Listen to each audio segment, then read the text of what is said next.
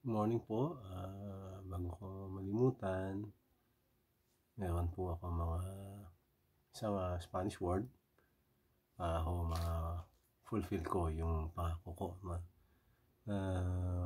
one word, one Spanish word a day po. So, ito po madalas nating i-describe no, sa isang tao, isang lalaki, yung handsome po sa English ay gwapo po, sa Spanish masculino. Ang gwapa po ay Spanish femenino. So, sana po makadagdag ako sa kaalaman natin sa Espanyol.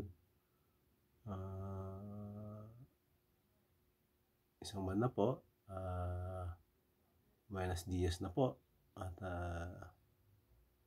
buenos dias po, at magandang umaga po, at hasta luego po. See you later.